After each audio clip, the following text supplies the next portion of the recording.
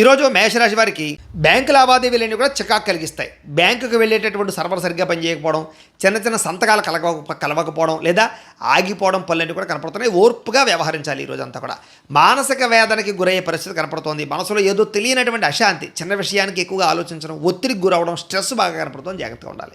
చాలా విషయాల్లో మౌనంగా ఉండండి. ఎవరైనా సరే మిమ్మల్ని రెచ్చగొట్టినా సరే సామరస్యంగా ఉండండి. మాట పెంచితే లేనిపోని గొడవలు వస్తాయి. జాగ్రత్త.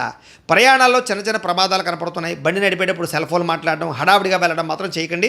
కొంచెం కావాలంటే ముందుగానే బయలుదేరే ప్రయత్నం చేయండి. వృత్తి వ్యాపారాల్లో అనుకున్నంత యోగ్యత కనపడటం లేదు. కష్టానికి తగ్గ ఫలితం కనిపించడం లేదు. ఆశించిన మేర లాభాలైతే కనపడటం లేదు.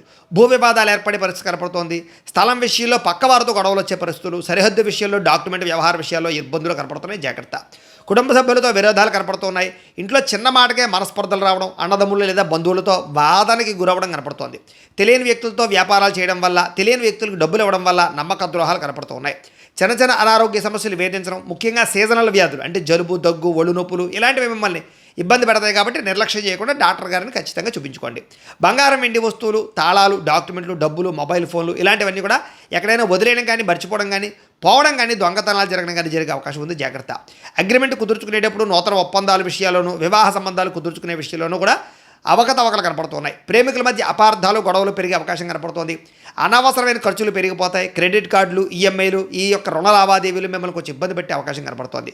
కుటుంబ సభ్యులతో చిన్న చిన్న వివాదాలు, మనస్తాపం కనపడుతోంది. సమయానికి నిద్రాహారాలు లేకపోవడం, విద్యార్థులు చెడు వ్యసనాలకు లోనవడం, ఉద్యోగస్తులకి డ్యూటీ టైమింగ్ కన్నా ఎక్కువ ఓవర్ టైం చేయవలసి రావడము, స్త్రీలకి భర్తతో విభేదాలు, వ్యాపారస్తులకి స్వల్ప లాభాలు కనపడుతున్నాయి. దత్తాత్రేయ స్వామి అంటే మీకు ఇష్టమైతే కనుక ఇక్కడ ఒకసారి లైక్ చేయండి. అలాగే రేపటి రాశి వల్ల కూడా మీకు రావాలన్నట్లయితే కనుక సబ్స్క్రైబ్ చేసుకోండి. అలాగే ఇక్కడ కనపడుతున్నటువంటి ఈ లింక్ మీద మీరు క్లిక్ చేసినట్లయితే మీకు ఈరోజు ఇంట్లో దత్తాత్రేయ స్వామి వారికి పూజ ఎలా చేసుకోవాలో వీడియో వస్తుంది. ఆ వీడియోని ఎదురుకుండా పెట్టుకుని మీ ఇంట్లో ఈరోజు దత్తాత్రేయ స్వామి వారికి పూజ చేసుకోవడం వల్ల ఈరోజు మీకు శుభప్రదంగా ఉంటుందని తెలియజేస్తూ లైక్ చేయడం మాత్రం మర్చిపోకండి. స్వస్తి.